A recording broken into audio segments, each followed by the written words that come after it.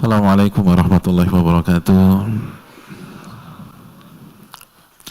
Alhamdulillah hamdan katsiran thayyiban mubarakan fi kama yuhibbu rabbuna warda, wassalatu wassalamu ala nabiyyina Muhammad sallallahu alaihi wasallam wa ala alihi wa sahbihi wa man sara ala nahjihi bi ihsanin ila yaumiddin wa ba'd. Hadirin yang dirahmati oleh Allah Subhanahu wa taala, tidak ada kata yang pantas untuk kita ucapkan pada sore hari ini kecuali bersyukur kepada Allah atas segala nikmat dan karunia yang Allah berikan kepada kita.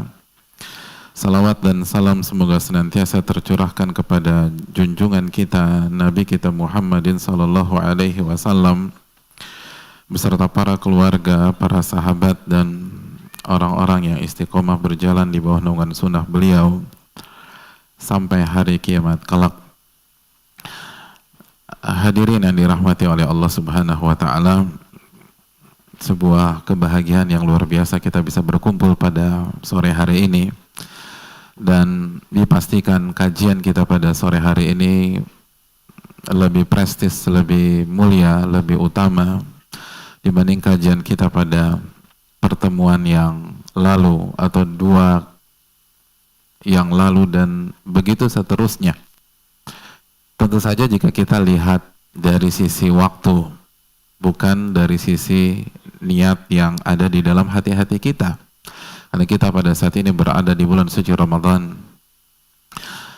bulan yang kita nanti, bulan yang kita tunggu, bulan yang kita idam-idamkan, bulan di mana pintu surga dibuka oleh Allah Subhanahu wa taala dan pintu neraka ditutup rapat-rapat oleh Allah Subhanahu wa taala, dan di setiap malamnya ada pembebasan dari siksa api neraka. Walillahi utaqa'u minan nar, dan Allah memiliki hamba-hamba yang Allah bebaskan dari siksa api neraka.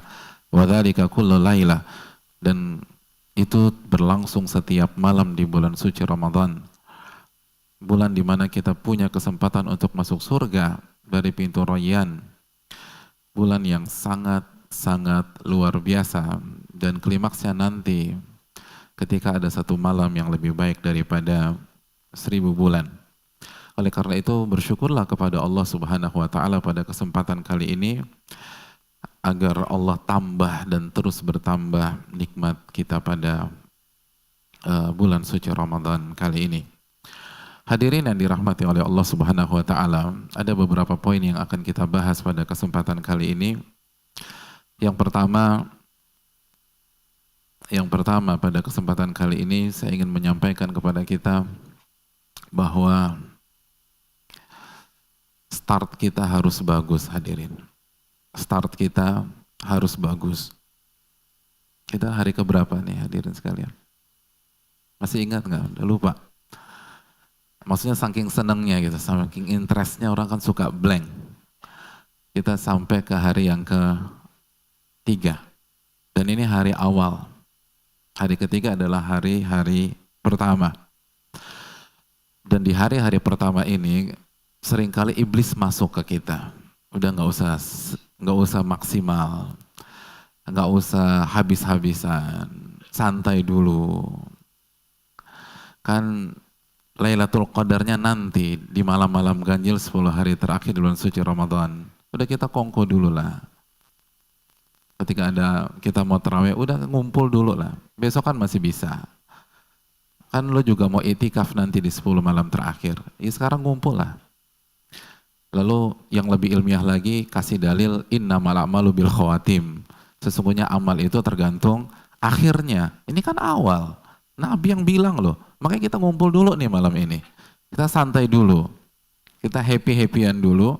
Nanti silakan deh mau malam 21, 22, 23, 24 antum beritikaf, nah itu urusan antum.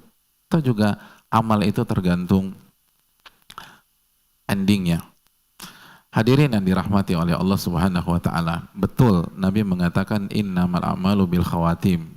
Sesungguhnya amalan itu tergantung hasil akhir. Amalan itu tergantung garis finish. Start tidak memastikan posisi kita di garis finish. Tapi perlu kita ingat, Allah Subhanahu wa taala yang menyatakan bahwa amal soleh adalah perlombaan, fastabiqul khairat. Maka berlomba-lombalah dalam mengerjakan kebajikan dalam surat Al-Baqarah ayat 148. Dan layaknya sebuah perlombaan, start bukan penentu posisi kita di podium, tapi start sangat menentukan alur perlombaan pada saat itu. Start sangat menentukan di posisi mana kita di garis finish. Ketika kita punya start yang bagus, kita start di pole position, maka kita akan lebih mudah mengontrol jalannya perlombaan. Kita lebih mudah mendikte lawan-lawan kita yang ada di belakang. Kita akan mudah menjaga jarak dan berlari sekencang-kencangnya. Tapi kalau antum start dari posisi 5 atau posisi yang paling belakang, antum akan kesulitan. Kemampuan antum bisa menginjak gas sekencang-kencangnya, tapi lawan nutup dari depan. Antum akan kehabisan waktu untuk melewati pembalap di depan antum, lalu di depan antum lagi, dan di depan antum lagi. Hadirin yang dirahmati oleh Allah Subhanahu wa taala. Pembalap terbaik saja pernah gagal meraih juara dunia karena di seri terakhir start dari paling belakang. Itu menunjukkan bahwa hari-hari ini menentukan. Hari-hari ini akan mempengaruhi semangat antum di 10 malam terakhir. Kalau antum ingin bisa mendapatkan Lailatul Qadar, start dari sekarang. Jangan terima apa yang dihembuskan oleh syaitan. Syaitan gak ingin antum sukses di Ramadan kali ini. Syaitan gak ingin antum dapat Lailatul Qadar. Syaitan gak ingin antum iktikaf. Atau kalau antum gak iktikaf, syaitan gak ingin antum maksimal beribadah di rumah antum di 10 hari terakhir. Caranya gimana? Dihancurkan startnya. Karena begitu start berantakan, semua berubah. Semua berubah. Semua berubah. Sebuah tim sepak bola yang punya strategi khusus, ketika menghadapi partai final, tiba-tiba di 5 menit pertama kebobolan 3-0. Kira-kira strategi berubah nggak? Berantakan semua atau strategi? Semua berubah. Akhirnya pertandingan dalam tekanan, lalu harus ada perubahan pemain yang awalnya mau seimbang harus total nyerang, otomatis pertahanan jadi terbuka. Semua berubah gara-gara start yang miss. Jangan miss di hari ini, jangan miss di hari esok, jangan miss di lusa. Karena miss kita di hari pertama, hari kedua, hari ketiga, hari keempat, dan seterusnya, itu bisa merubah peta kita di Ramadan tahun ini. Ini akan menghancurkan cita-cita kita mendapatkan Lailatul Qadar. Ini akan menghancurkan harapan kita bisa maksimal di 10 hari terakhir.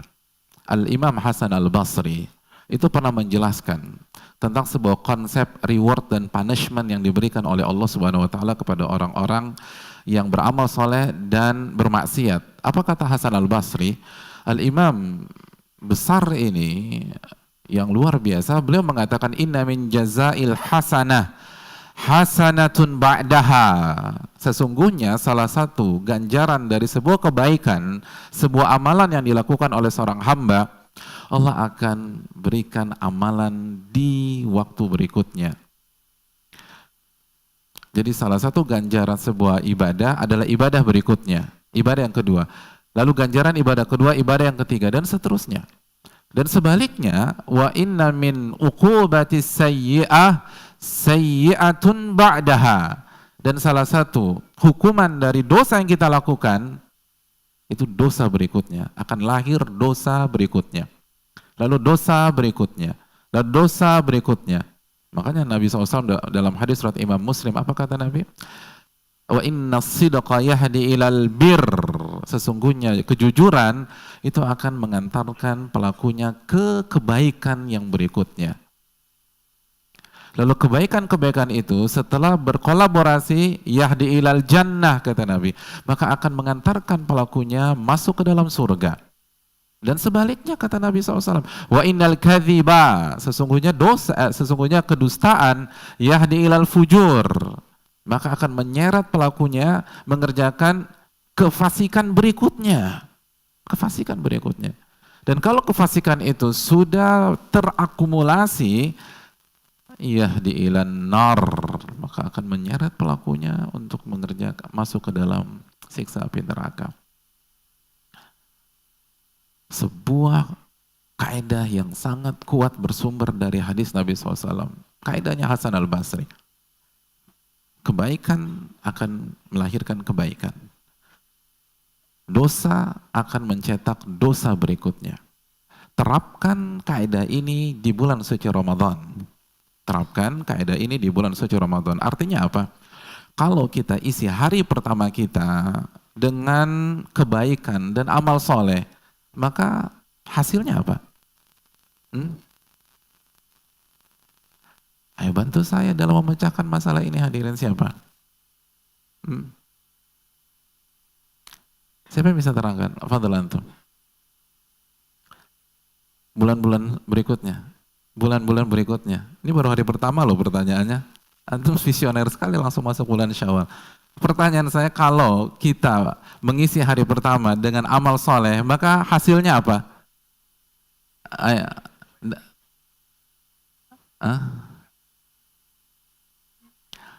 Ada yang bisa lebih antum?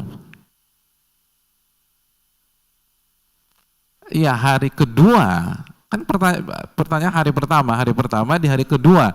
Lalu hari kedua kita isi dengan kebaikan nih. Maka solusinya, maka hasilnya kebaikan di hari ketiga. Lalu hari ketiga kita isi dengan kebaikan lagi, maka hari keempat, hari kelima, hari keenam, hari ketujuh, dan pada saat kita masuki prime time-nya Ramadan di 10 hari terakhir, kita sudah siap, hadirin yang dirahmati oleh Allah Subhanahu wa taala. Kita sudah siap.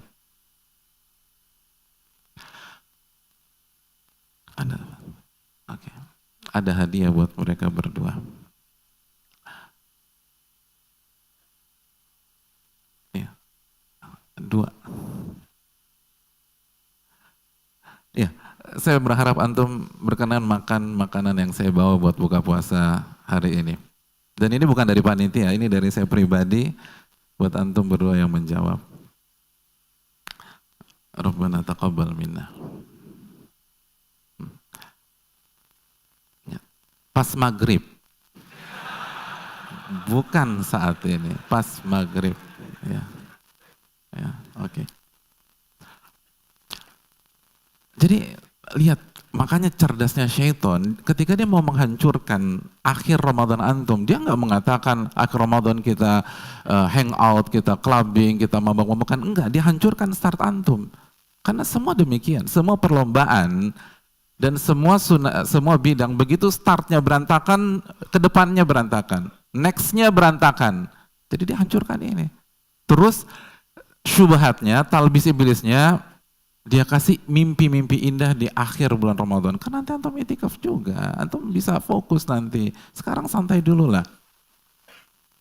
Padahal sunnatullah mengatakan start sangat menentukan posisi kita di garis finish. Dan sebaliknya, kalau hari pertama kita isi dengan maksiat, apa sunnatullahnya? Hari kedua kemungkinan besar maksiat. Hari kedua maksiat, ingat Hasan al-Basri tadi, hari ketiga maksiat. Hari ketiga maksiat, hari keempat nggak maksimal. Terus kecuali kita gunting lingkaran syaitan itu dengan taubat dan istighfar. Dan itu nggak mudah. Itu nggak mudah. Itu tidak mudah, hadirin yang dirahmati oleh Allah Subhanahu wa taala. Oleh karena itu pastikan hari-hari ini antum punya start yang baik di Ramadan. Hari-hari ini jaga betul seluruh kemampuan puncak antum harus tuangkan di 10 hari terakhir. Tapi start harus bagus. Start harus bagus. Lap pertama, lap kedua itu menentukan. Walaupun nanti klimaksnya di lap terakhir insyaallah ta'ala. Itu poin yang pertama, hadirin yang dirahmati oleh Allah Subhanahu wa taala. Poin yang kedua, perlu kita sadari bersama-sama, waktu kita di Ramadan ini enggak banyak. Waktu kita tidak banyak. Waktu kita di Ramadan ini berapa lama, hadirin?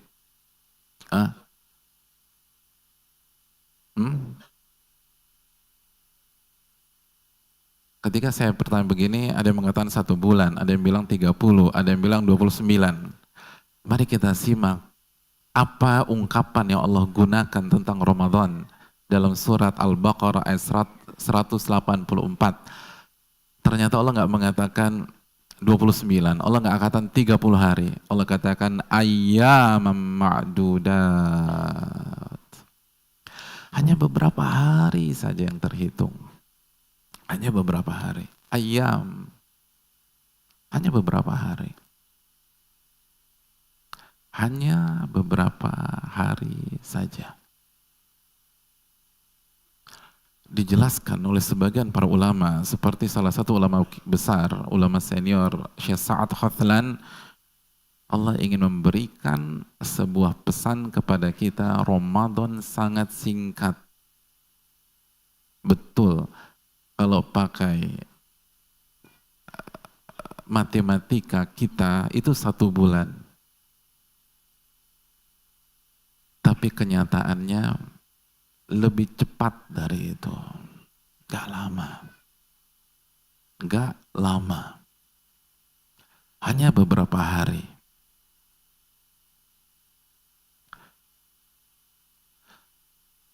Dan itu kemahakuasaan Allah. Sebagaimana dalam, bukan konteksnya Ramadan ya, dalam konteks tanda-tanda hari kiamat itu, maka waktu itu sangat cepat. Sampai 1 tahun seperti 1 bulan, kata Nabi SAW. Cepat. Oke, 1 tahun itu matematika Anda. Itu kasat mata 1 tahun. Tapi ketika kita jalani 1 tahun, cepatnya minta ampun. Di Ramadan hadirin. Ayyamam ma'dudat.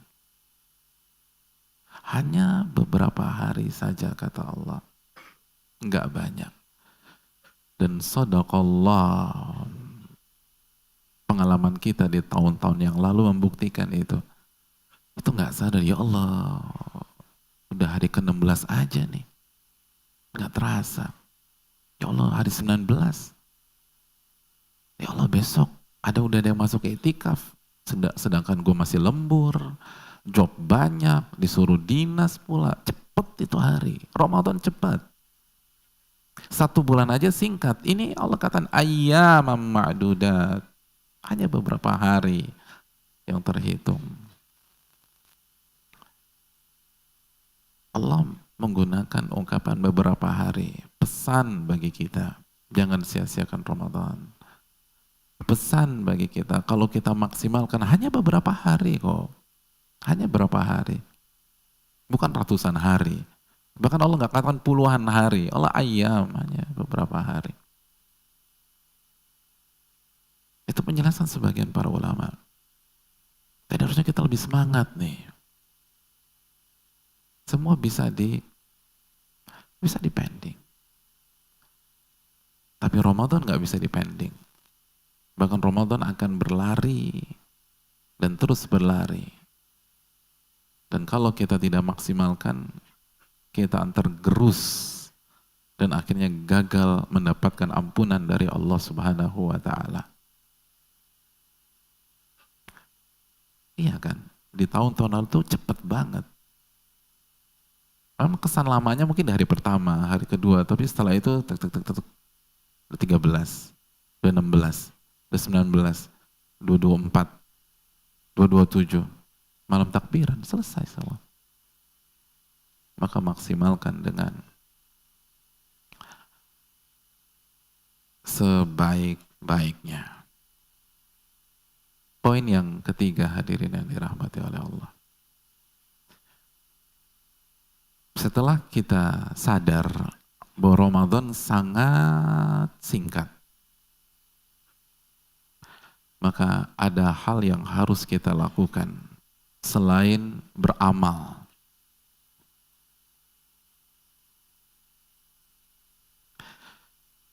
Yang harus atau yang perlu kita ketahui adalah kita bukan hanya beramal, tapi kita harus cerdas dalam beramal. Dan sikap cerdas dalam beramal adalah mengerti fikih prioritas dalam beramal.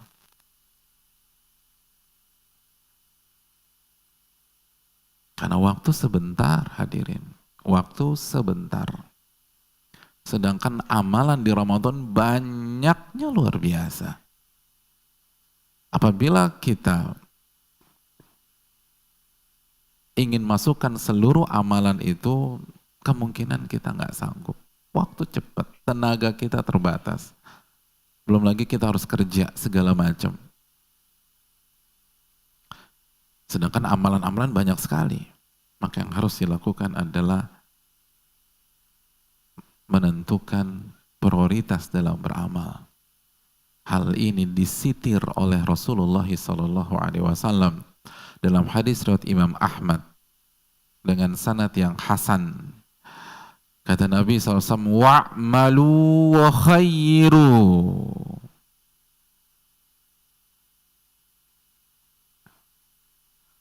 Atau kalau kita ambil redaksi dari awal, saddidu wa qaribu wa'malu wa khairu. Saddidu, maksimallah ketika beramal. Sempurnalah ketika beramal. Wa qaribu, kalau Anda nggak bisa, maka dekatilah kesempurnaan. Qaribu, dekati. Siapa di antara kita bisa beramal sempurna? Kalau nggak bisa 100%, ya 99. Nggak bisa 98. Nggak bisa 97. Sampai terus sesuai dengan kemampuan kita masing-masing. Wa'malu. Lalu Nabi melanjutkan nasihat beliau yang ketiga. Dan tetap beramal. Jangan merasa nggak bisa kerjakan semua, udah ditinggalkan. Nggak, tetap beramal. Namun yang harus Anda lakukan, wa khairu. Pilih, kata Rasulullah SAW. Pilih. Ketika Anda nggak bisa kerjakan semuanya, bukan ditinggalkan begitu aja. Pilih. Pilih. Pilih. Apa yang diprioritaskan di yang pertama, yang kedua, yang ketiga, yang keempat, yang kelima, yang keenam, dan seterusnya. Pilih. Ini perintah, suruh milih kita. Bukan ngerjakan semua, nggak sanggup kita kerjakan semua. Siapa di antara kita hari ini ngerjakan seluruh sunnah Nabi SAW? Nggak ada. Pilih. Karena kita nggak bisa kerjakan semuanya. Tapi kita bisa milih. Wa khairu, pilih, kata Rasul sallallahu alaihi wasallam. Inilah landasan tema kita pada sore hari ini. Bagaimana fikih prioritas dalam beramal di bulan suci Ramadan. Yang pertama, hadirin. Yang pertama. Apa yang harus kita prioritaskan?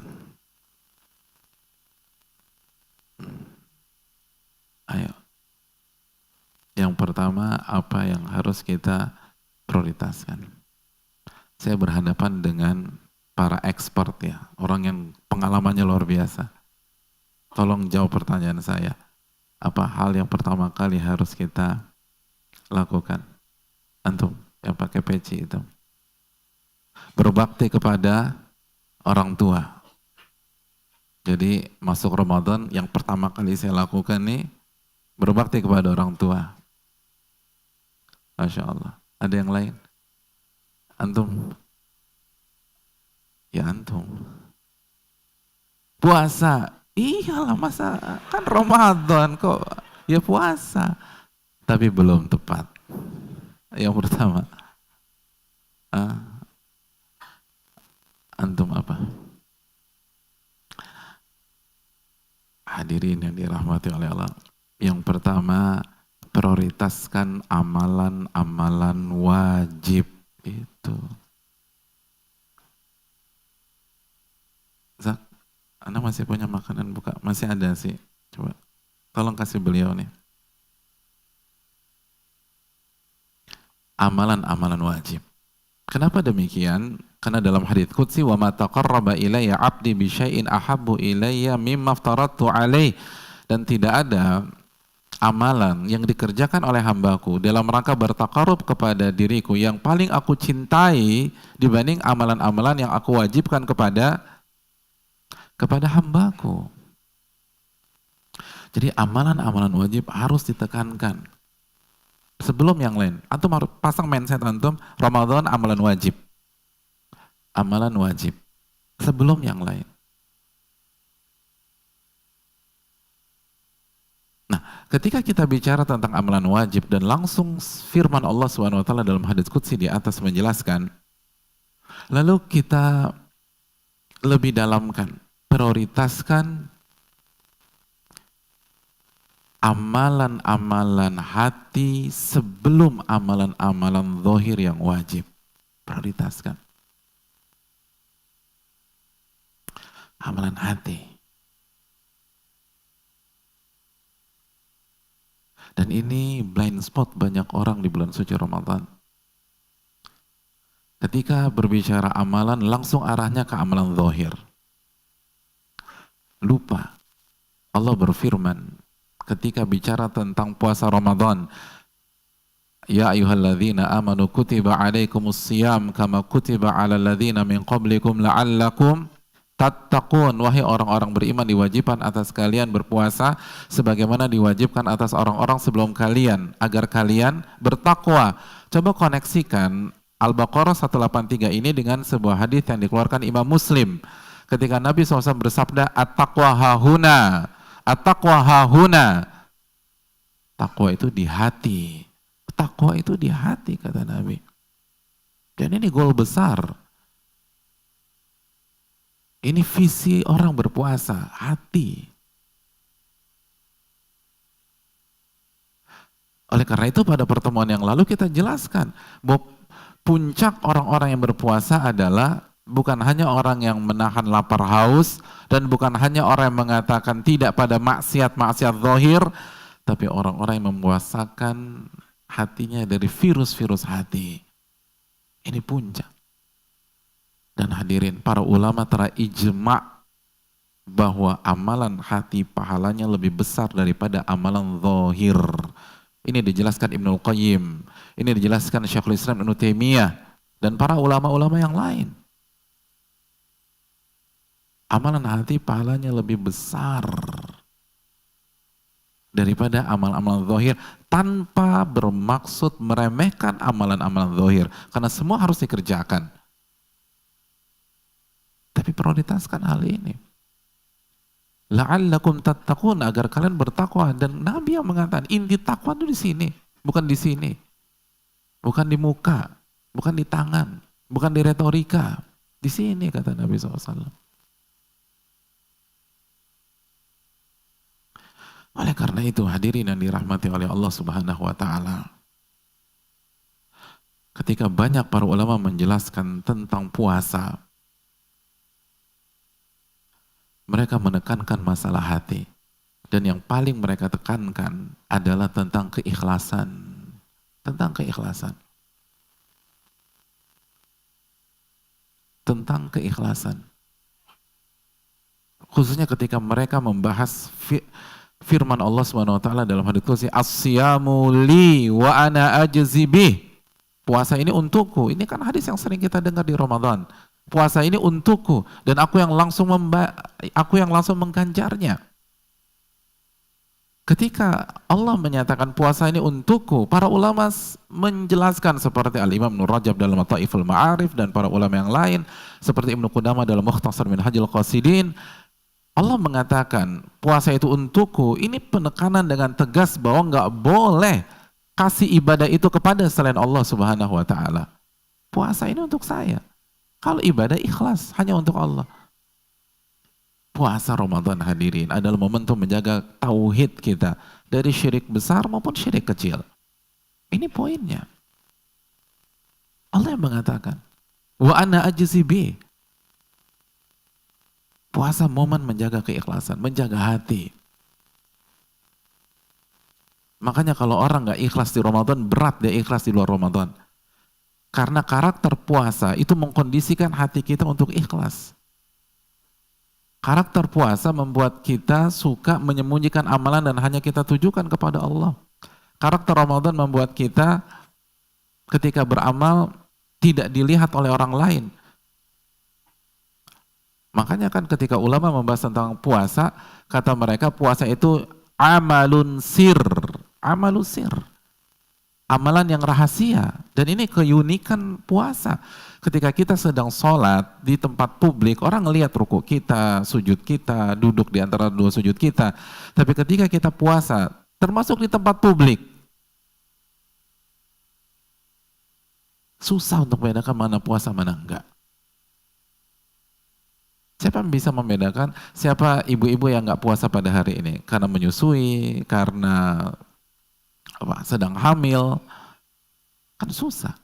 Jadi ketika dia beribadah, kecuali kalau dia terang-terangan, artinya puasa ini mengajak kita untuk merahasiakan amal ibadah dari mata manusia dan hanya untuk ditujukan kepada Allah Subhanahu wa taala. Makanya sebagian para ulama sampai menggunakan kalimat-kalimat yang hiperbola. Seperti misalnya Imam Ahmad mengatakan lam yaktubhul katabah. Saking rahasianya, malaikat pencatat aja miss tuh nyatat ibadah puasa. Sampai begitu bahasanya. Apakah maksudnya miss benar? Enggak lah, enggak mungkin miss. Ma yalfidhu min qawlin illa ladaihi raqibun atid. Apapun yang keluar pasti dicatat oleh raqib dan atid. Tapi maksudnya gaya bahasa hiperbola, hadirin sekalian. Ini puasa, ini Ramadan, ini momentumnya menjaga amalan-amalan hati, khususnya keikhlasan. Dan ini momen kita menyembunyikan amalan. Karena puasa karakternya amalan rahasia. Dan ini selaras dengan sabda Nabi SAW dalam hadis yang dikeluarkan oleh Imam Ibnu Mubarak. Apa kata Nabi? Man istata'a minkum an yakuna lahu khib'un minal amali salih falyaf'al. Apabila salah seorang dari kalian bisa menyembunyikan amal-amal solehnya, sembunyikan amal solehnya tersebut. Sembunyikan, jadi tampilkan. Jangan ditampilkan, sembunyikan. Kalau bisa sembunyikan, sembunyikan. Dan itu yang dilakukan para salaf dulu.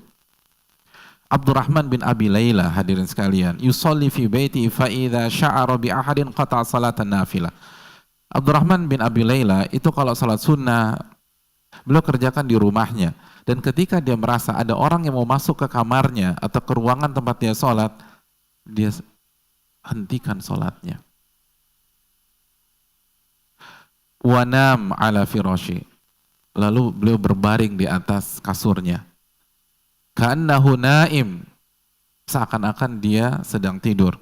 Feduh alaihi dakhil, lalu begitu orang lain masuk, wa yaqul hadza la yaftur minan naum ghalibu waqti ala firashi naim. Lalu yang masuk komentar, nih orang emang kerjaan tidur doang, mayoritas waktunya dipakai buat tidur nih orang. Padahal dia sebenarnya qiyamul lail tuh nggak mau ketahuan.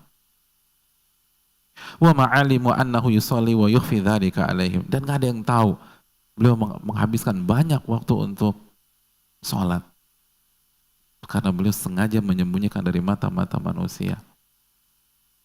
Ada orang mendekat, beliau berusaha segera salam dan selesai, lalu pura-pura tidur, disegerakan salamnya, lalu tidur. Merem aja, kan nggak bohong, orang merem kok, terserah persepsi orang mau apa. Ya ini orang kerjanya tidur doang. Lihat, bukan dikencengin bacaan Qur'annya, bukan dikencengin. Apalagi kalau pas lagi baca Al-Baqarah gitu loh.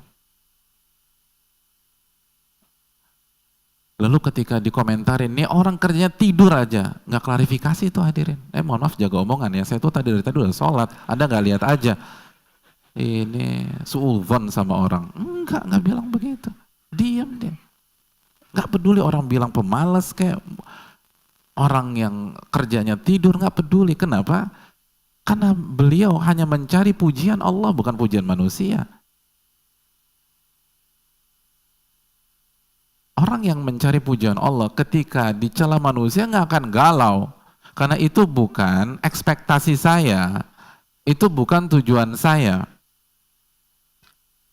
Pengen dicela nih sama orang. Biasa aja deh. Kenapa kita sering galau, sering tertekan ketika dikritik orang, dicaci maki orang, dibully orang? Jangan-jangan karena kita belum bisa mewujudkan keikhlasan. Karena masih ingat teori kecewa, dan kita harus ulang-ulang terus nih teori kecewa. Apa teori kecewa? Kekecewaan berbanding terbalik dengan harapan atau ekspektasi. Kita akan kecewa ketika harapan dan ekspektasi kita tidak terwujud. Dan kita akan senang ketika ekspektasi kita dan harapan kita terwujud. Kan begitu aja simpelnya. Ketika seseorang harapannya adalah mencari ridho Allah, maka ketika manusia nggak muji, kecewa apa enggak? Nggak kecewa. Kan gitu poinnya. Antum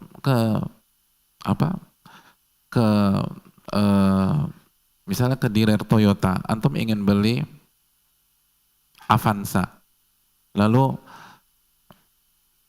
orang Toyotanya nyambut antum di depan pintu, langsung bilang gini, culuk, mohon maaf ya Pak, Innova kita lagi habis, mungkin inden 4 bulan. Kira-kira antum kecewa nggak? Antum kecewa nggak? Kayaknya antum lagi puasa, agak lama nih koneksinya nih hari sore. Antum kecewa apa enggak? Kenapa nggak kecewa? Antum akan nanya, mohon maaf Mbak, Avanza-nya ada nggak? Oh kalau Avanza ada. Ya udah, saya nggak peduli. Mau tuh Innova ada kek, mau nggak diproduksi lagi kek, mau punah kek. Yang penting Avanza-nya ada. Kan begitu. Kenapa? Karena ekspektasi kita mau pulang Avanza. Nah begitu juga. Kalau ekspektasi kita pas puasa, pas memberi, pas infak sedekah, pas kasih makan orang bukber, pada saat taraweh, pada saat mungkin kasih makan orang sahur dalam sahur on the road dan lain-lain. Cari ridho Allah, mau orang jelek-jelekin kita, mau nyinyir, mau membuli, nggak ucapkan terima kasih, nggak ada urusan. Nggak ada urusan. Oh bukan Anda kok yang saya incar tuh di atas. Makanya para ulama mengatakan orang yang ikhlas itu yastawi indahul madahu wa dham. Orang yang ikhlas itu bagi dia sama aja mau dipuji atau dicela. Gak ada bedanya. Karena bukan itu tujuannya. Hadirin yang dirahmati oleh Allah Subhanahu wa taala. Ibrahim An-Nakhai, salah satu ulama besar klasik. Itu salah satu ulama juga yang namanya Imam Al-A'mash. Al-A'mash pernah bercerita, kuntu inda Ibrahim An-Nakhai. Aku pernah bersama Ibrahim An-Nakhai. Wa huwa yaqra'u fil mushaf. Dan Ibrahim An-Nakhai itu membaca dari mushaf, membaca Al-Quran dari mushaf. Fasta'dzana alaihi rajulun. Lalu tiba-tiba ketika beliau lagi baca dengan mushaf di sebuah ruangan, ada orang minta izin masuk dari luar. Assalamualaikum, boleh masuk enggak? Faghattal mushafa, lalu beliau cepat-cepat menutup mushaf beliau. Wa qala la yarani hadza anni aqra fihi kulla sa'ah. Aku menutup mushaf ini agar orang itu tidak tahu bahwa aku sedang membaca Al-Quranul Karim. Gitu. Bukan dikencengin, bukan jadi kayak Syekh Sudais gitu loh.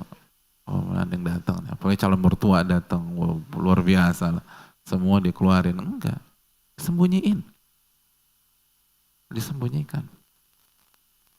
Takut mereka. Makanya yang herannya, kalau ulama-ulama sehebat mereka khawatir ria, kok orang hari ini tenang-tenang aja, santai. Oleh karena itu hadirin yang dirahmati oleh Allah Subhanahu wa taala, ini yang perlu kita camkan. Muhammad bin Aslam, hadirin, Muhammad bin Aslam. Kata pendampingnya, lazamtuhu akthar min 20 sana. Aku mendampingi Muhammad bin Aslam itu lebih dari 20 tahun.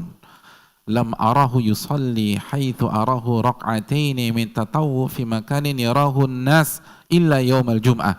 Aku nggak pernah melihat Muhammad bin Aslam selama lebih dari 20 tahun mengerjakan sholat sunnah di tempat publik, di tempat yang dilihat oleh manusia, kecuali hari Jumat. Mungkin sholatul intidhar, sholat intidhar kan di masjid. Wa sami'tuhu kadza wa kadza marra yuhlif wa yaqul law qadirtu an atatawwa haitsu la yarani malakai la fa'altu khaufan minar riya. Dan aku pernah mendengar ucapan Muhammad bin Aslam sambil bersumpah, kata beliau, demi Allah, kalau aku bisa menyembunyikan amalan sunnahku sehingga tidak ada yang lihat, termasuk 2 malaikat pencatat, maka aku akan rahasiakan dari malaikat-malaikat tersebut. Khawatir ria.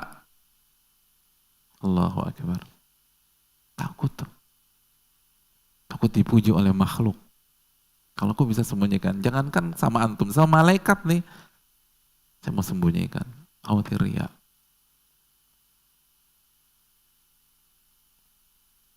Dan orang pada hari ini dengan mudah mengatakan, kalau ikhlas kan nggak apa-apa Ustadz. Ini kan dakwah. Ini kan untuk syiar dan seterusnya. Hadirin, kita nggak boleh menjust. Dan masalah niat antara seseorang dengan Allah. Tapi simpelnya. Kalau mereka yang hafal Quran, yang hafal ribuan hadis, yang soleh dan soleha, yang dikatakan generasi terbaik oleh Rasul SAW, itu menyembunyikan amalannya. Mungkinkah orang pada hari ini yang level imannya ribuan kali di bawah mereka dengan mudahnya menggapai keikhlasan? Kalau ada soal matematik, mahasiswa Fakultas Matematika UI semester 8 aja kesulitan ngerjain soal ini, mungkinkah anak kelas 1 SD dengan mudahnya mengerjakan soal ini? Itu aja hadirin. Ikhlas itu amalan tersusah. Sebagaimana disampaikan sebagian para ulama, ma'alatu syai'an asyadda alayya min niyati. Ulama salaf mengatakan, aku tidak pernah mengobati penyakit yang lebih sulit daripada keikhlasan. Yang paling susah ada menjaga keikhlasan. Kalau ulama-ulama papan atas kita kesulitan, mungkinkah kita dengan mudah? Walaupun memang menampilkan amalan, kalau selama ikhlas itu baik-baik saja. Allah berfirman dalam surat Al-Baqarah ayat 271, in tubdus shadaqat fa ni'mahi. Al-Baqarah 271.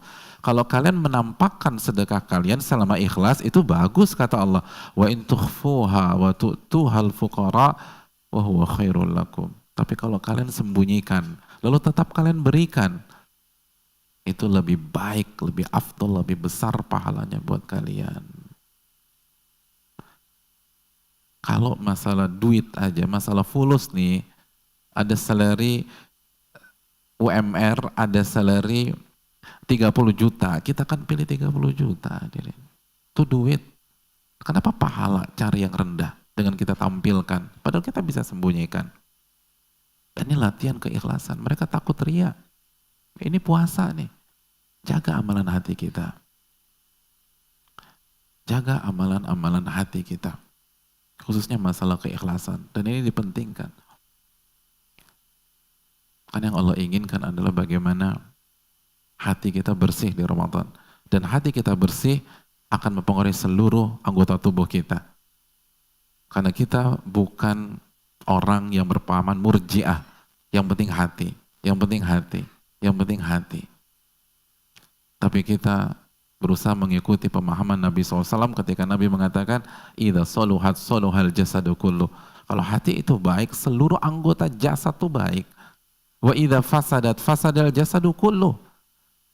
Kalau hati itu rusak, rusak tuh semuanya tuh. Hadirin, simpel aja. Kalau antum semangat beribadah sampai mengatakan tidak pada maksiat di Ramadan, tapi antum gak menata hati antum, lihat deh, berakhirnya pas 1 Syawal. Syawal balik lagi ke pattern semula. Sama. Ketika ada orang nih, ada orang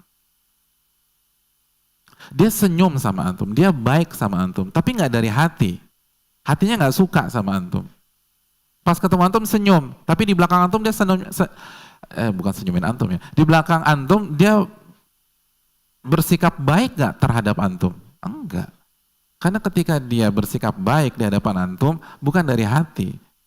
Mungkin karena karena antum bosnya dia, antum manajernya dia, antum customernya, jadi walaupun cerewet tetap saja pembeli ada raja, tetap dia senyum. Tapi begitu antum nggak ada, mungkin antum digibahi. Kenapa? Karena nggak dari hati. Begitu juga mungkin ada orang Dan bukan mungkin, banyak kasus orang tuh semangat sholat, semangat raweh, semangat sampai pada titik somul khusus, mengatakan nggak gibah, nggak caci maki, nggak bohong.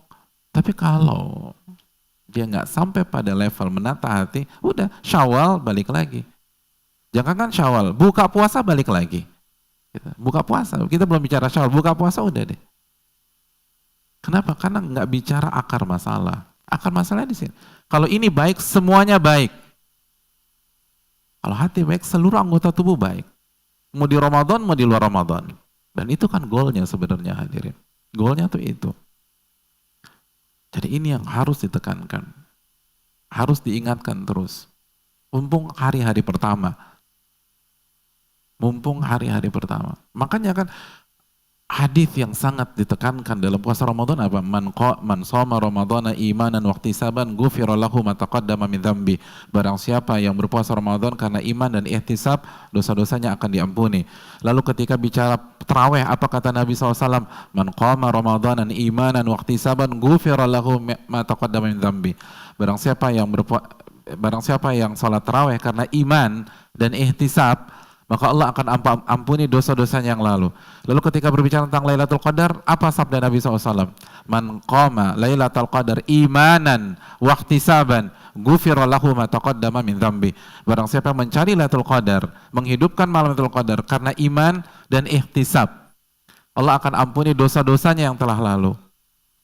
Jadi ketika bicara puasa, kan ini 3 amalan terbesar Ramadan kan ini, hadirin. Bicara puasa, yang Nabi mention apa? Iman, ihtisab. Bicara tarawih, iman, ihtisab. Bicara Lailatul Qadar, iman, ihtisab. Tapi siapa di antara kita yang memberikan perhatian penuh terhadap ini? Iman, ihtisab itu amalan apa? Amalan hati. Dan sudah kita bahas penjelasan Imam Khattabi tentang ihtisab, senang, happy, bahagia, itu amalan hati. Nggak merasa lama, nggak merasa berat, itu semua hati, hadirin. Itu bukan fisik, hati. Dan itu yang diampuni oleh Allah. Bukan hanya sekedar orang yang nggak makan, nggak minum. Dan iman semua sepakat. Iman adalah akarnya di hati. Baru nanti ulama Ahlussunnah mengatakan talazum bainal batin wa zahir. Terkoneksi antara hati dengan anggota badan yang lain. Tapi intinya di hati. Mumpung masih hari ketiga nih, hadirin. Tata. Kalau kita hanya fokus dengan tarawih, dengan puasa, dengan iktikaf, tapi kita nggak masuk ke dalam hati, lihat deh, pengalaman tahun lalu, 2 tahun lalu, 3 tahun lalu terulang lagi. Semangatnya hanya Ramadan. Begitu habis Ramadan selesai. Sama. Saat orang baik sama kita, tapi nggak dari dalam hati, dia akan baik hanya depan kita doang. Di belakang kita dia nikem. Orang yang semangat ibadah nggak dari hati, hanya fokus zahirnya saja, dia akan baik di depan Ramadan. Di belakang Ramadan dia lupa lagi sama Allah Subhanahu wa taala. Dan di antara amalan hati yang harus ditekankan adalah keikhlasan. Keikhlasan dan sembunyikan amalan, sembunyikan. Kecuali syiar. Syiar harus ditampilkan. Syiar itu bukan disembunyikan, ditampilkan. Ada yang bisa kasih syiar itu apa? Salat Jumat. Salat Jumat itu syiar. Salat berjamaah di masjid, khususnya bagi laki-laki, itu syiar. Itu memang benar ditampilkan. Jadi jangan sampai Jumat depan nggak ada yang sholat Jumat. Mas, kenapa? Menyembunyikan amalan. Aku sholat Jumatnya di rumah. Sama anakku, aku yang imam, aku yang khotib, anakku jadi makmum. Nggak bisa, salah kaprah. Di antara syiar, hijab. Hijab itu syiar. Jangan sampai pulang dari masjid ini lepas jilbab nih para akhwat. Mbak, kenapa lepas jilbab? Aku tuh pakai hijabnya di rumah Pak Ustadz. Biar nggak ada yang lihat, hanya aku dan Allah saja yang tahu. Biarlah manusia ngomong apapun. Seperti tadi, Ibnu Abi Layla tadi. Mau dibilang wanita nggak beres lah, nggak istiqomah, hijrahnya pas-pasan. Yang penting aku berhijab pas nggak ada yang tahu. Gitu. Di kamar tuh aku berhijab Pak Ustadz. Kamar mandi berhijab. Lagi motong-motong bawang berhijab. Tapi kalau keluar ke kampus, ke kantor enggak. Karena aku berusaha menyembunyikan amalanku. Makasih Pak Ustadz. Nah kan repot kalau begini. Sekali lagi, kalau syiar itu ditampilkan, yang lain disembunyikan. Itu amalan hati. Yang kedua, amalan-amalan zahir yang wajib. Amalan-amalan zahir yang wajib. Dan tentu saja, sholat ya, dijaga tuh sholat. Dan sholat posisinya di atas puasa hadirin. Makanya salah satu kesalahan fatal ada orang puasa nggak sholat. Na'udzubillah. Puasa sih tapi nggak sholat. Dan banyak para ulama mengatakan bahwa orang yang puasa nggak sholat, puasanya nggak diterima sama Allah Subhanahu Wa Taala. Di antara dalil yang mereka gunakan adalah surat apa? At-Taubah ayat 54. At-Taubah surat ke-9 ayat 54. Apa firman Allah?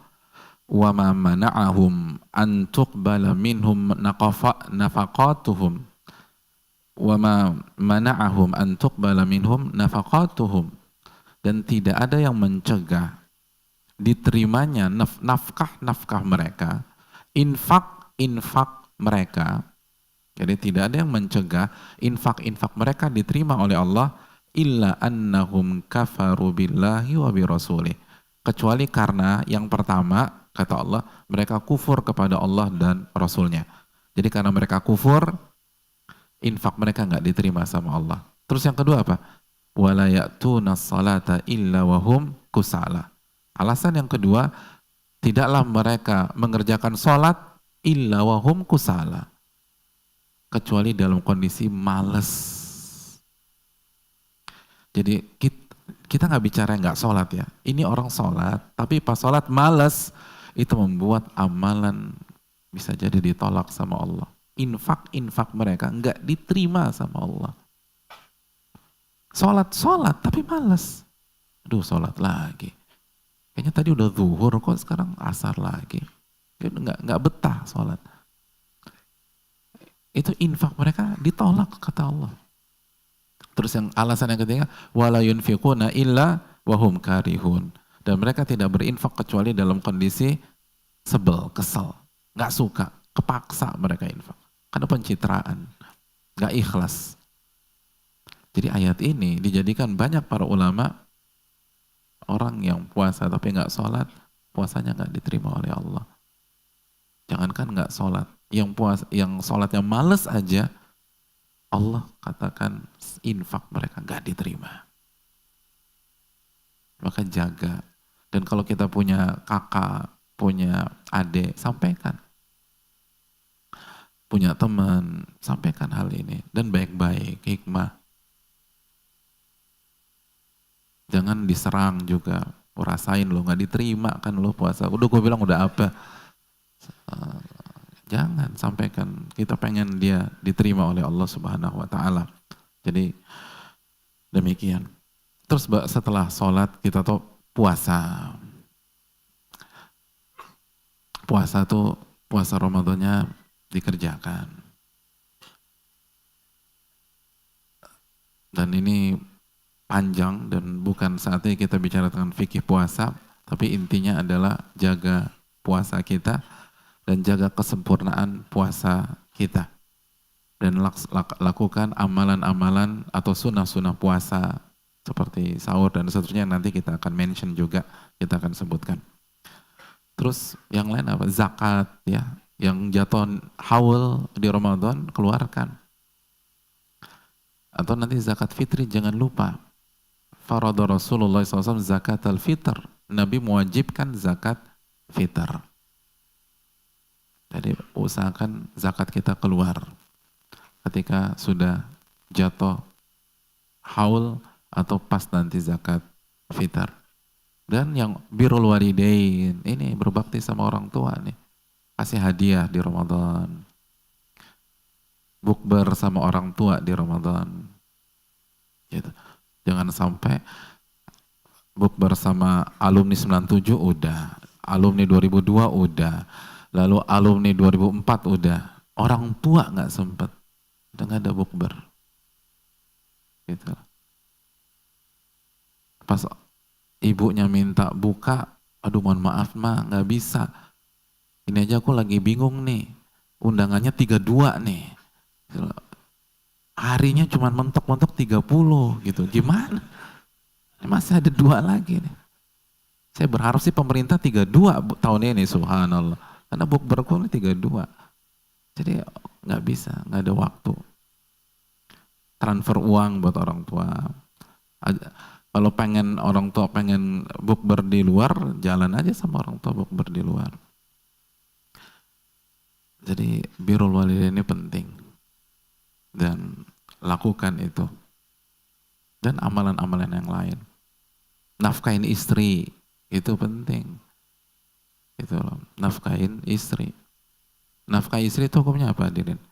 Wajib. Dan dinarun anfaqtahu fi sabilillah. 1 dinar yang kau infakkan di jalan Allah. 1 dinar yang kau infakkan untuk budak. 1 dinar yang kau berikan kepada fakir miskin. 1 dinar yang kau berikan kepada keluarga, kepada istri, anak-anak. Yang paling besar pahalanya apa kata Nabi? Alladzi anfaqtahu ala ahlik. Yang kau infakkan ke istri dan anak-anak kita.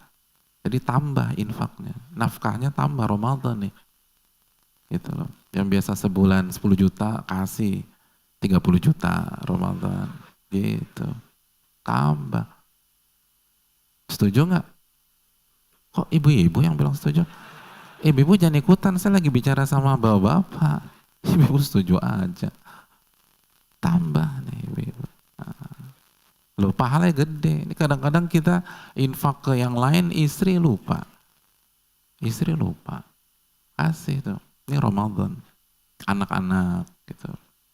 Niatkan infak, nafkah untuk keluarga. Ya.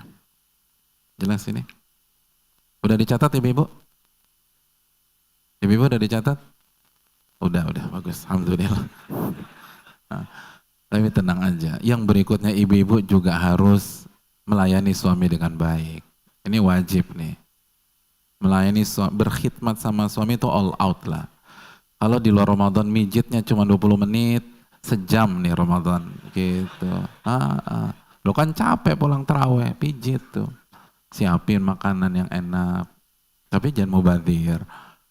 Ngomong baik, jangan buat marah suami gitu loh. Pokoknya berkhidmat kepada suami, hukumnya kan wajib. Setuju nggak ibu-ibu? Nggak ada suara ibu-ibu. Ya Allah. Nggak, pertama aja setuju, sekarang diam ibu-ibu ini. Pokoknya yang wajib-wajib ini ditekankan hadirin. Ditekankan. Dan sekali lagi jaga, banyak orang juga taraweh tapi nggak sholat wajib, ini bahaya. Sering itu. Datang ke masjid jam 8:30 gitu loh. Atau jam 8 pas tarawehnya, karena tahu habis sholat isya kultum gitu, dan sholat taraweh mulainya jam 8:30, karena kan kultum kuliah terserah antum gitu.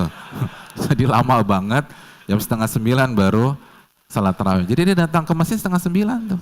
Isya nggak sholat, datang 8:30. Oh, pokoknya habis isya kultum sholat jam 8:30, datang 8:30. Ini nggak benar. Bahkan ada kejadian maghrib nggak sholat. Mas kok nggak sholat? Persiapan taraweh pak. Ya Allah, nggak sholat maghrib persiapan taraweh. Ini nggak benar. Ya. Sekali lagi jaga. Dan antum catat kaidahnya Al-Hafidz Ibnu Hajar. Al-Hafidz Ibnu Hajar menyatakan man syaghalahu al-fardu 'alin nafli fahuwa ma'dzur. Barang siapa yang sibuk mengerjakan hal-hal yang wajib sehingga dia tidak bisa mengerjakan hal-hal yang sunnah, maka dia dimaafkan dan bisa jadi dapat pahala dari Allah. Tetap dapat pahala yang sunnah.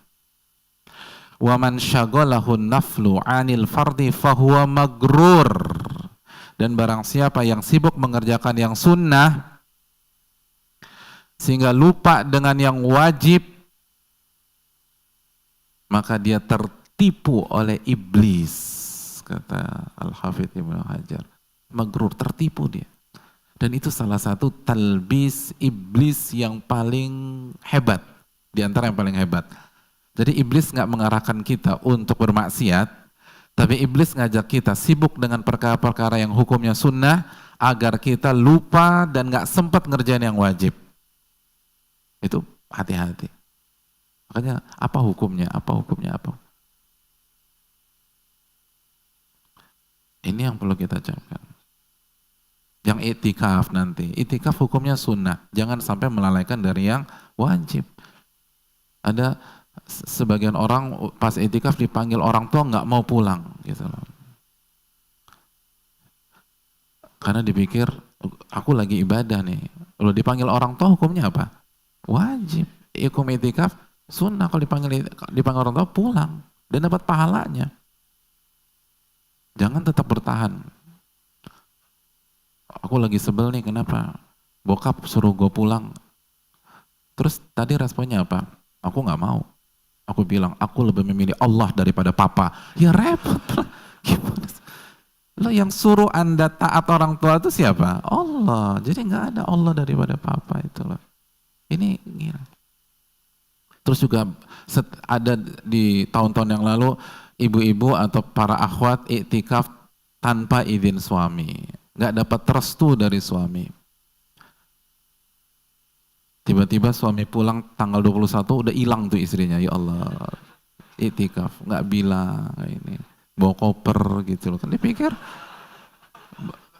Jadi ini yang perlu kita camkan bersama. Ibu-ibu harus dapat izin suami, dan masalah iktikaf belum kita bahas pada kesempatan kali ini. Ya, kita lanjutkan hadirin yang dirahmati oleh Allah. Yang berikutnya, tinggalkan yang haram. Jadi masih dalam tataran yang wajib ya. Jadi yang wajib amalan hati, lalu amalan-amalan zahir yang wajib, terus yang ketiga tinggalkan yang haram. Karena yang haram itu wajib ditinggalkan, kan gitu aja. Yang haram itu wajib ditinggalkan. Tinggalkan yang haram. Jangan ghibah, jangan maksiat, jangan bohong. Dan kita sudah jelaskan, man lam yada qaula zur falaysa lillahi hajatun fi an yada ta'amahu wa syarabah.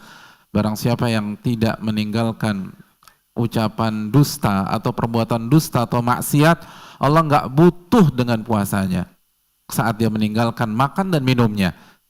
Dan Al-Imam Ibn Abdul Bar menjelaskan, maksudnya sah tapi amalannya nggak diterima sama Allah.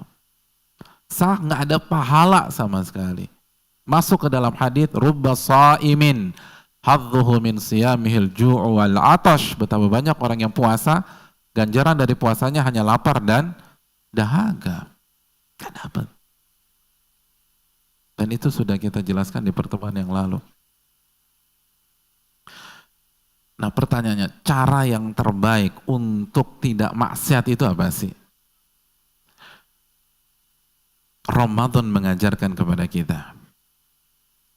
Antum masih ingat hadis Bukhari Muslim?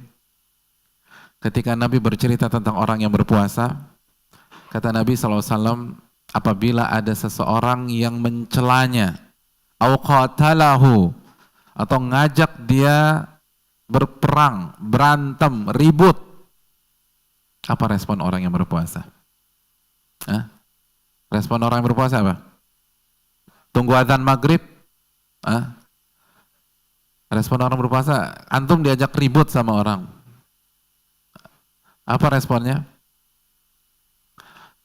Inni saim.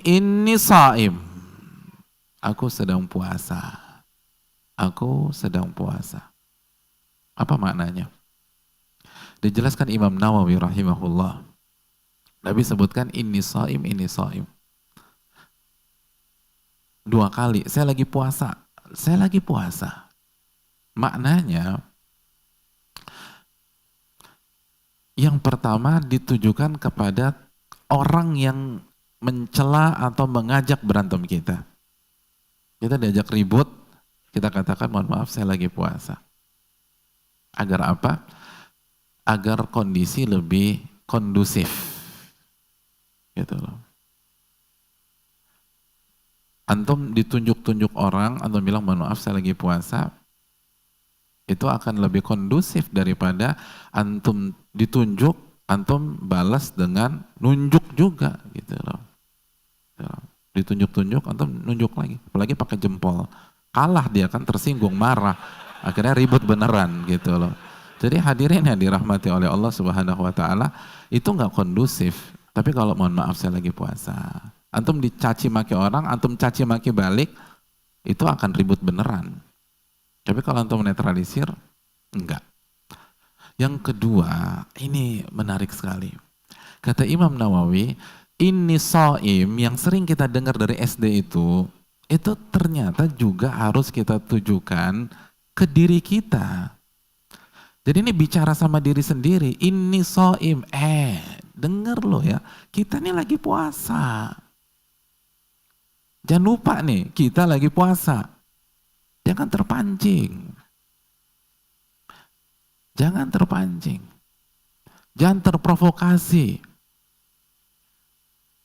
Jadi cara menanggulangi maksiat yang paling ampuh adalah dengan beribadah kepada Allah Subhanahu wa taala. Dan mengingatkan diri ini bahwa kita sedang beribadah.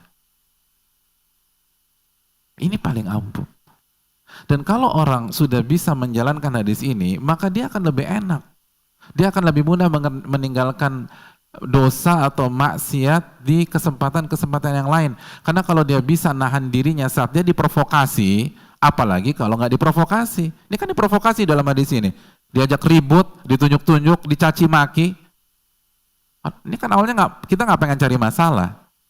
Tapi ini ada orang nyerang kita. Kalau kita bisa mengontrol diri kita dalam kondisi itu, apalagi dalam kondisi normal. Ingetin kita lagi puasa. Ingetin kita lagi puasa.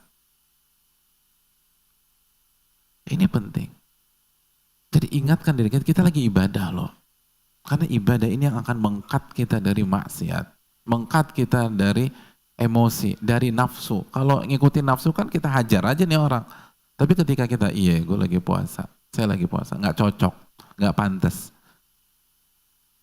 Udah tenang, hilang udah, nafsu hilang. Makanya kan masih ingat kan pelajaran kita, kapan orang bermaksiat itu, saya masih ingat. Pelajaran Tadkiratus Sami, orang maksiat itu pas kapan? Antum? Iya betul, saat nafsu bergabung dengan lalai. Nasi Anda masih ada nggak ya? Nasi masih ada? Oh, masih ada, boleh dapat. Kasih, syukran. Jadi maksiat kan kata Al-Hafidz Ibnu Rajab, ketika nafsu bergabung dengan lalai. Nah ini tadi, kita nafsu nih. Biar nggak lalai apa? Bicara sama diri kita. Inget loh, Anda tuh lagi ibadah, kita lagi puasa. Ini puasa ibadah yang mulia. Oh, luar biasa. Ini poinnya. Ingetin. Kita mau maksiat, inget. Ajak bicara, jangan sampai lalai. Itu poinnya. Itu poinnya. Karena susah kalau hanya kan ngerem nafsu itu agar nggak lalai. Ketika kenapa seseorang laki-laki misalnya memperkosa wanita yang tampil buka-bukaan? Karena yang pertama nafsu, yang kedua lalai, itu aja. Kalau dihilangkan nafsunya susah gitu loh. Antum bisa hilangkan nafsu antum ke wanita, nggak normal nanti antum. Nafsu kita ada sama wanita, tapi harus di backup dengan jangan sampai lalai. Itu yang lalai itu yang blunder total. Dan cara biar nggak lalai, ibadah. Ibadah dan ingatkan diri kita untuk ibadah. Makanya ketika Allah mengatakan betapa dewasanya, matangnya, dan tenangnya ibadur rahman dalam surat Al-Furqan ayat berapa? 63 ya. Wa ibadur rahmanil ladzina yamshu 'alal ardi hauna wa idza khatabahumul jahiluna qalu salama. Dan hamba-hamba Rahman yang berjalan di atas permukaan bumi dengan ketawaduan, dengan rendah hati. Dan apabila diajak bicara oleh orang-orang bodoh dengan kalimat-kalimat bodoh, sikap-sikap yang bodoh, apa kata mereka? Qalu salama. Mereka jawab dengan hal yang baik, yang positif.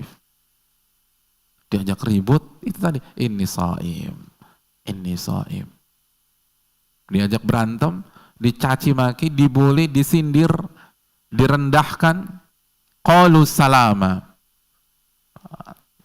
Dia ucapkan kata-kata yang baik. Antum tahu penjelasan Al-Imam Ibnu Rajab dalam ayat ini?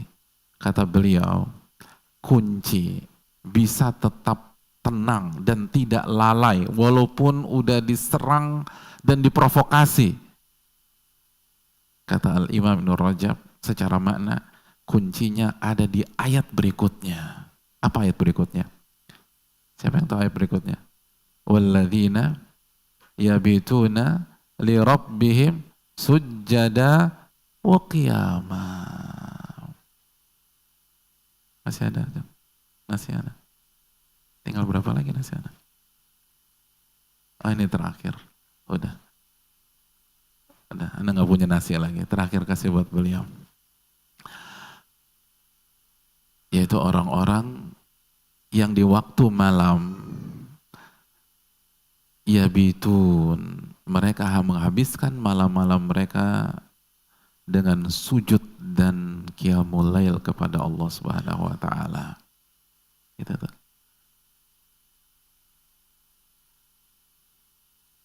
Kata para ulama, kemampuan kita mengatakan tidak pada maksiat,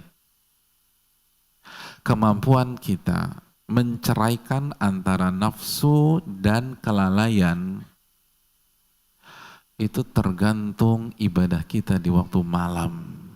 Atau salah satu faktornya ibadah kita di waktu malam. Coba di antum introspeksi. Kalau waktu malam antum kuat, isinya ibadah, zikir, itu siang tuh akan gampang ngerem. Ibadah yang bisa ngerem itu kelalaian dan nafsu, itu ibadah. Jadi udah jelas, kalau malam udah clubbing, udah hangout, udah mabok, udah jelas sudah, nggak bisa deh.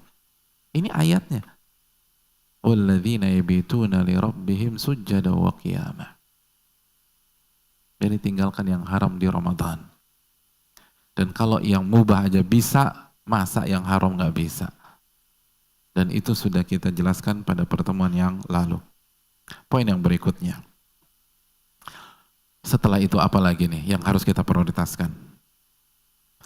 Yang harus kita prioritaskan adalah amalan-amalan spesialis Ramadan.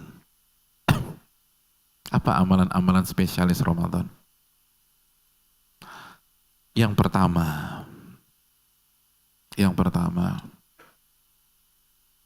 perbanyak zikir. Ya, perbanyak zikir. Hadirin yang dirahmati oleh Allah. Ramadan itu semua ahli ibadah turun gunung. Semua ahli ibadah berkompetisi di sini. Para ahli sholat, para ahli tahajud, para ahli siam. Kira-kira yang dari Syawal, Sya'ban, puasa Nabi Daud, pas Ramadan puasa nggak? Kira-kira logika antum tuh, dari Syawal sampai Sya'ban, dia puasanya Nabi Daud tuh, selang-seling. Kira-kira pas Ramadan puasa nggak? Atau dia bilang, oh gue udah cukup, gue udah Daud aja, Ramadan lolo aja deh. Kan enggak, dia pasti puasa. Artinya kompetitor antum di Ramadan itu bukan orang-orang sembarangan. Ini ahli-ahli puasa, ahli zikir, ahli qiraah. Itu turun gunung semua di sini. Semua cari. Dan semua fastabiqul khairat. Lalu kira-kira kesempatan kita jadi yang terbaik itu besar atau kecil? Enggak kecil. Sebagaimana disabdakan Nabi SAW dalam hadis surat Imam Ibnu Mubarak. Hadis ini dikuatkan juga oleh Syekh Abdul Razak bin Abdul Muhsin. Lalu Ibnu Qayyim juga mensitir ayat ini, hadis ini, mohon maaf. Nabi pernah ditanya, fa ayus shaimina a'zamu ajra. Siapakah orang berpuasa yang paling besar pahalanya? Dan menurut siapakah ahli puasa terbaik?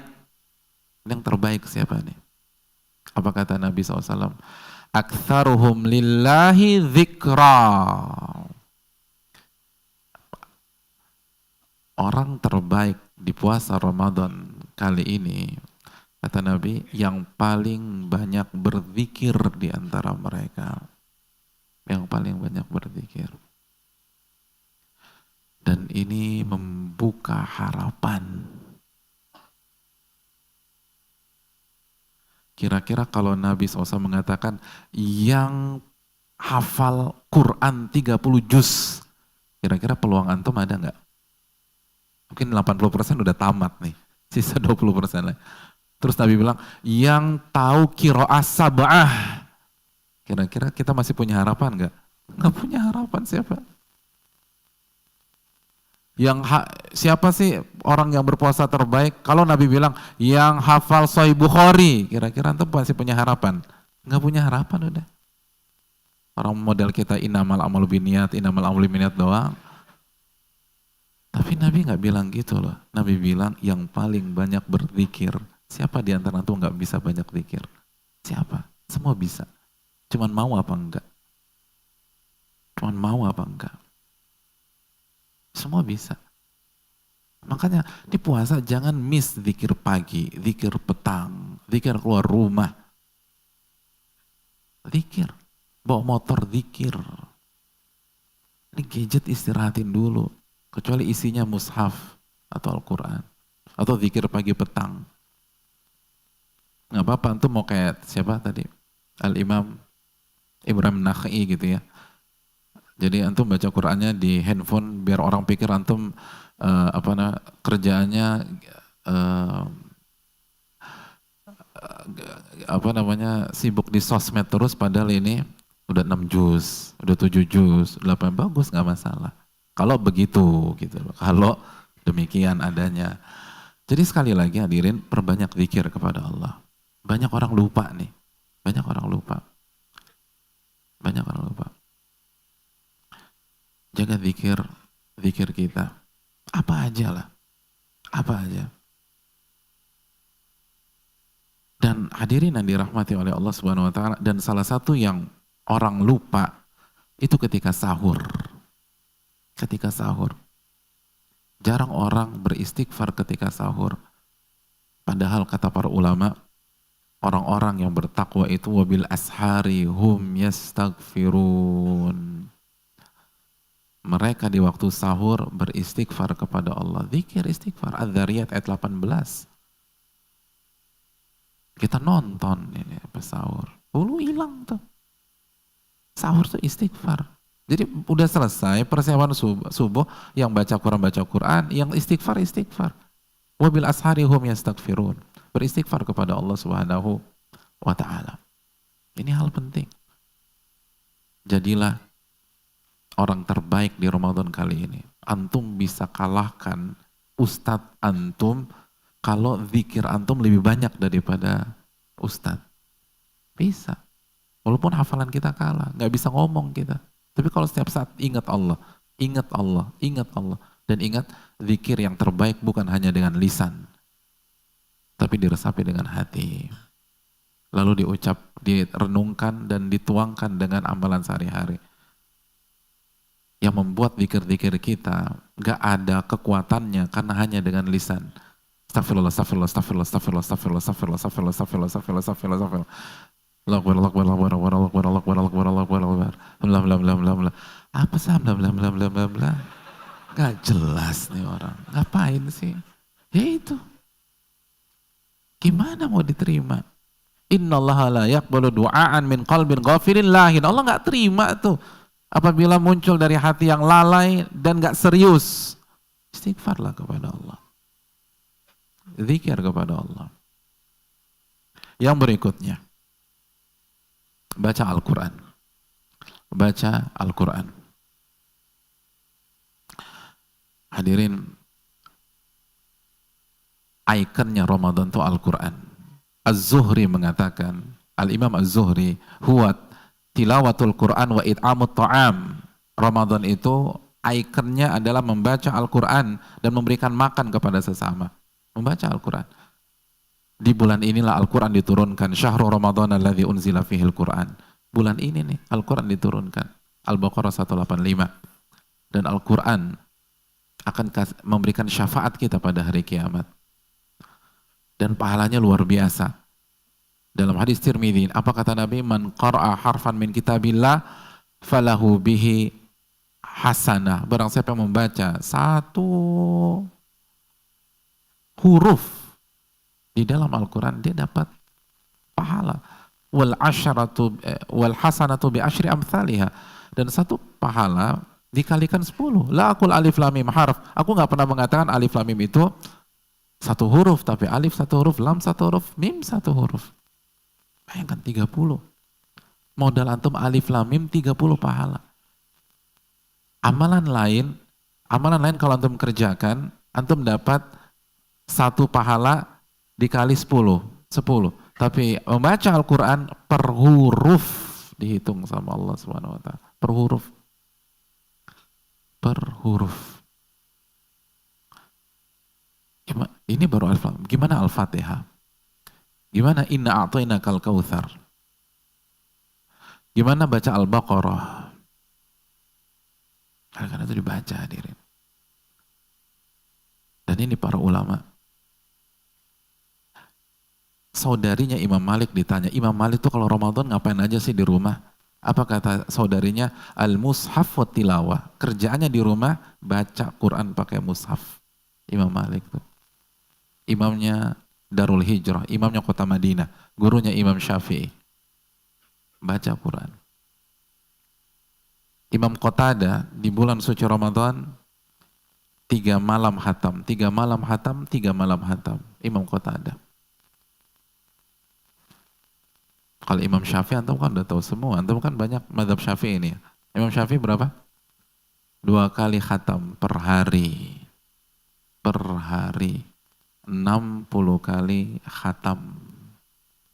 Dan ini juga diriwayatkan Imam Abu Hanifah 60 kali khatam. Itu para ulama. Ini sudah hari ketiga. Siapa yang sudah 1 kali khatam? Seperti Qatadah. Harus dimaksimalkan, hadirin. Harus. Upayakan. Bisa, kenapa nggak bisa? Bisa. Di angkot antum baca, di busway antum baca, nunggu baca, nunggu lift tuh pas bubaran baca,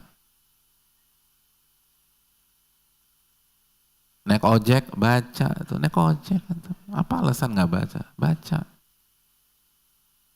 Dan contoh banyak. Dan terbukti ada saudara-saudara kita tuh di ojek baca tuh.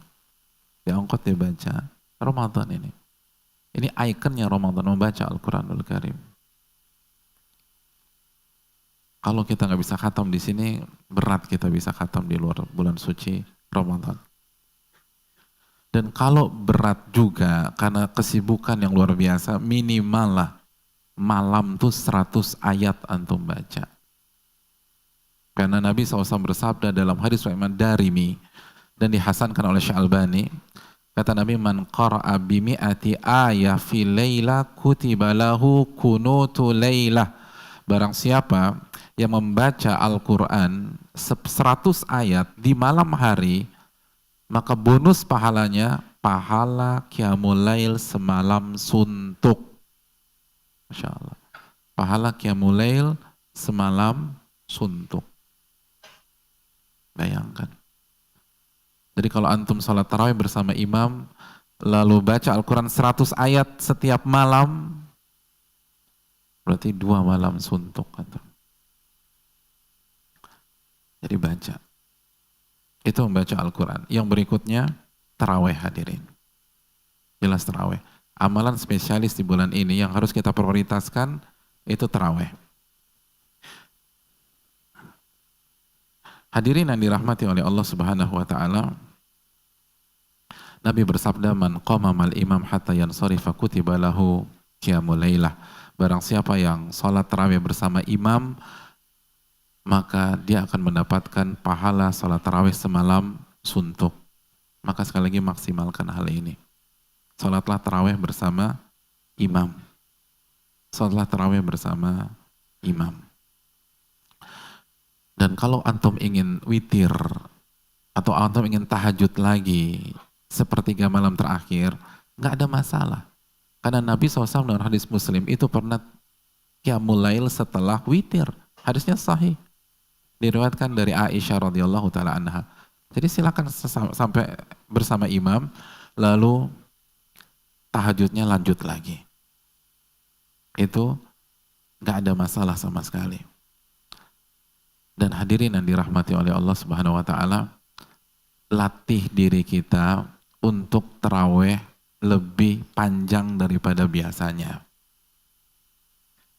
Lebih panjang daripada biasanya. Kecuali kalau makmumnya anak kecil. Tapi kalau normal, atau antum boleh pilih masjid, cari masjid yang panjang-panjang.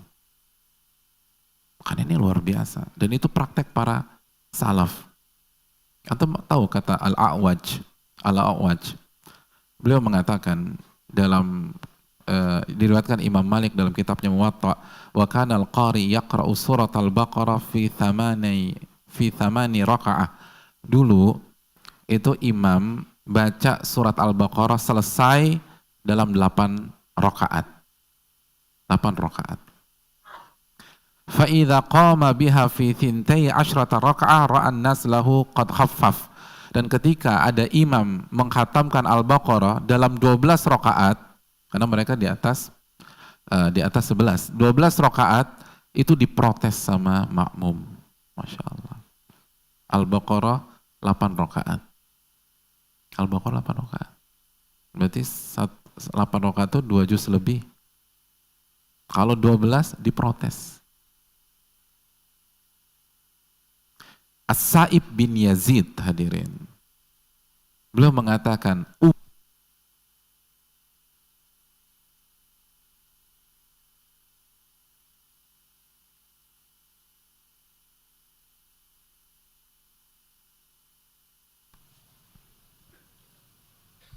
tesnya. Sa'ib bin Yazid itu pernah mengatakan Umar memerintahkan Ubay bin Ka'ab dan Tamim Ad-Dari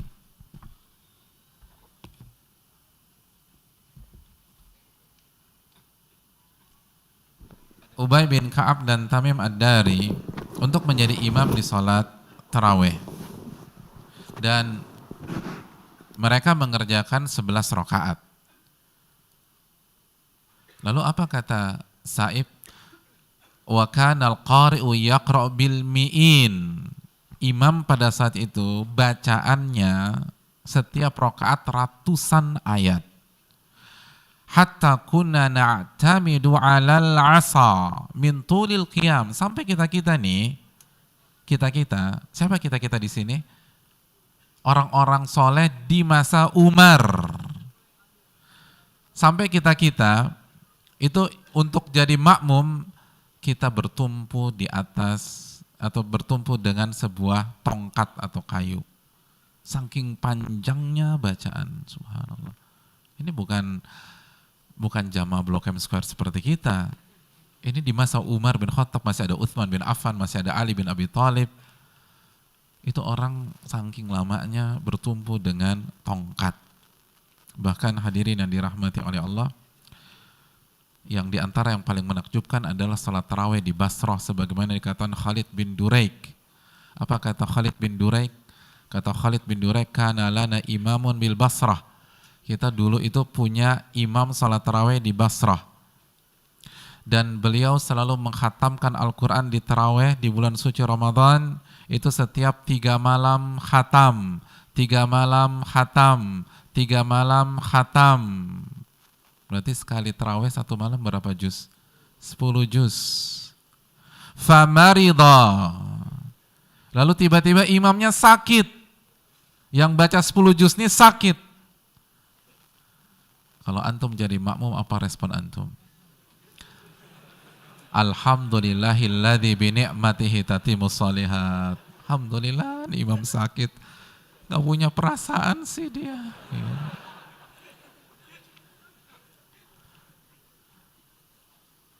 Lalu diganti dengan imam yang lain. Fa khatama bina fi kulli arba'. Lalu imam yang kedua ini mengkhatamkan Al-Quran di setiap 4 malam khatam. 4 malam khatam. 4 malam khatam. Berarti 1 malam berapa juz? Kurang lebih 7,5 juz. Kalau antum jadi makmum, apa respon antum? Semoga nih imam sakit lagi. Kan grafiknya nurun nih, 10, 7,5, nanti 5, 5, 2,5, 2,5, 1. Semoga 5 kali sakit. Tapi apa yang terjadi? Jamaah protes. Annahu qad da'af. Jamaah protes karena imam yang kedua ini bacanya terlalu cepat. Terlalu sebentar. Kita enggak, kok 7,5 juz nih sholat tarawih apaan? Kita bisa 10 juz. Oleh karena itu hadirin yang dirahmati oleh Allah, ya kalau nggak bisa 10 juz, 7,5 juz, nggak bisa 5 juz, nggak bisa 3 juz, nggak bisa juga 1 juz, nggak bisa ya setengah juz lah, nggak bisa juga fattaqullaha mastata'tum, bertakwalah kepada Allah semampu kalian. Ya yang terakhir hadirin sekalian, ya karena ini penting ya, yang terakhir amalan spesial di Ramadan adalah infak dan sedekah. Ini penting banget. Infak, sedekah, dan memberikan makan kepada orang yang berbuka. Hadisnya jelas, kanan Nabi wa ajwadan nas. Hadis Bukhari, Nabi itu orang yang paling dermawan. Wa kana ajwada ma yakunu fi Ramadan. Dan puncak kedermawan Nabi itu di bulan suci Ramadan. Hadirin, Imam Syafi'i mengatakan dari hadis di atas kita diminta untuk menambah infak kita di Ramadan. Kita diminta untuk menambah sedekah kita di Ramadan. Ramadan adalah waktunya mengamalkan hadis yadul ulya khairun minal yadi sufla. Tangan di atas itu lebih baik daripada tangan di bawah. Jangan sampai di Ramadan mental kita dikasih. Jangan sampai di Ramadan mental kita diberi. Jangan sampai di Ramadan mental kita gratisan. Kalau di Ramadan gratisan mentalnya, ya gimana di Syawal hadirin? Oleh karena itu beri. Tapi saya nggak kaya, emangnya Nabi kaya? Kan Nabi memiliki kehidupan bersahaja. Dan orang-orang beriman kan nggak nunggu kaya untuk berinfak. Masih ingat surat Ali Imran ayat 134? Alladzina yunfiquna fis sarra'i wad dharra. Orang yang bertakwa, orang yang berinfak ketika lapang dan ketika susah. Dan tujuan puasa untuk jadi orang bertakwa. Kalau benar-benar terwujud takwa itu, maka kita akan punya mental suka ngasih walaupun kita lagi susah. Dan tekankan memberikan makan kepada orang yang berbuka, hadirin. Berbuka. Karena kata Nabi dalam hadis Tirmidzi, kana lahu mithlu ajri, dia akan dapat pahala puasa orang tersebut. Pahala puasa orang tersebut. Ini bukan pahala sedekah, pahala puasanya. Makanya sebagian para ulama salaf mengatakan, kenapa nih hadirin? Nyari gratisan? Enggak kan? Insya Allah enggak. Ya udah biarin aja orang ngasih, kita tetap fokus. Hadirin, para ulama salaf itu lebih memilih memberikan makan berbuka kepada 10 orang yang berpuasa di Ramadan daripada memerdekakan 10 budak. Padahal antum tahu sendiri memerdekakan budak itu nggak cukup 50 juta, nggak cukup 100 juta. Kenapa? Pahala puasa. Bahkan sebagian para salaf seperti Daud At-Ta'i, seperti Malik bin Dinar, dia mau pas buka nih hadirin, pas buka makanannya cuma satu, terus dia ngeliat saudaranya nggak punya makanan buka, dia kasih ke saudaranya. Kenapa? Pengen dapat pahala puasa. Jadi bukan bukan aduh gue cuma bawa satu nih nanti ya, enggak, dikasih nih, antum makan ini, anak gampang, anda beli aja nanti di sana. Dapat pahala puasa, cuma modal berapa sih, paling 20.000, 30.000. Oleh karena itu ini yang perlu kita camkan.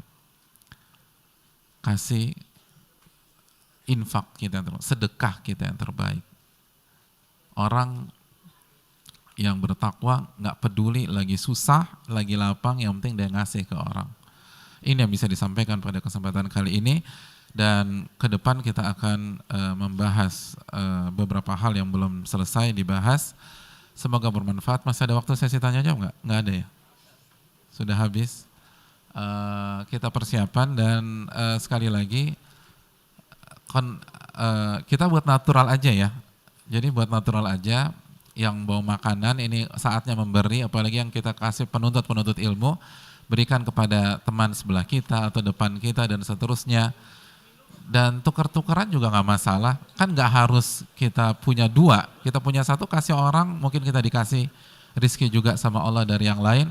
Maka sekali lagi amalkan hadis tersebut dan ingat hadirin sekalian, hari-hari ini adalah hari-hari start kita berpuasa pada bulan ini.